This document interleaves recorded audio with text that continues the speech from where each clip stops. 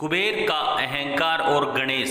धन के देवता कुबेर तीनों लोकों में सबसे अमीर थे। एक दिन उनके मन में विचार आया कि उनके पास इतनी संपत्ति है, लेकिन देवलोक में कम ही लोगों को इसकी जानकारी है। इसलिए उन्होंने अपने धन का प्रदर्शन करने के विचार से एक भव्य भोज का आयोजन करने की बात सोची। इस भोज में तीनों लोकों के सभी देवी देवताओं को आमंत्रित किया गया।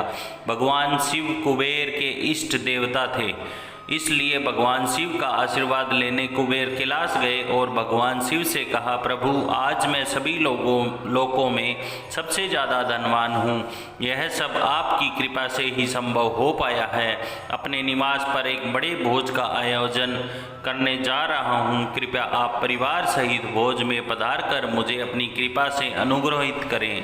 भगवान शिव को कुबेर में मौजूद अहंकार दिख गया, इसलिए भगवान शिव बोले, वत्स, मैं कहीं बाहर नहीं जाता। यह सुनकर कुबेर शिव भगवान के सामने गिड़गिड़ाने लगे, भगवान, अगर आप नहीं आएंगे तो आपके बिना मेरा यह सारा आयोजन बेकार हो जाएगा, यह सब व्यर्थ हो जाएगा। तब शिव ने कहा, एक उपाय है, मैं अपने छोटे बेटे गणेश को तुम्हारे भोज में जाने को कह दूंगा।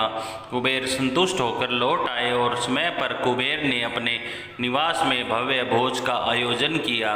सभी लोगों के देवता असुर पहुंच चुके थे। अंत में भगवान गणेश भी आए और आते ही कुबेर से कहा, मुझको बहुत तेज भूख लगी है, मेरे लिए जल्दी से भोजन लाया जाए। कुबेर स्वयं उन्हें भोजन करने के लिए भोजन से सजे कमरे में ले गए। सोने और चांदी की थाली में भोजन परोसा गया। कुछ देर बाद ही परोसा गया सारा भोजन खत्म हो गया। गणेश जी के लिए दोबारा खाना परोसा गया। गणेश जी उसे भी खा गए। बार बार खाना परोसा जाता और क्षण में भर में ही गणेश जी सारा भोजन चट कर जाते।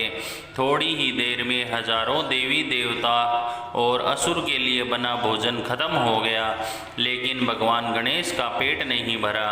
वे रसोई घर में जा पहुँचे और वहाँ रखा सारा कच्चा सामान भी खाने लगे, लेकिन तब भी उनकी भूख नहीं समाप्त हुई।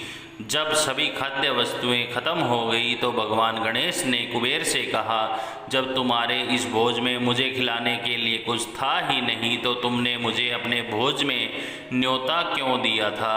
भगवान गणेश की बात सुनकर कुबेर का अहंकार चूर चूर हो गया। दोस्तों, हम ऐसी ही कहानी आगे लाते रहेंगे।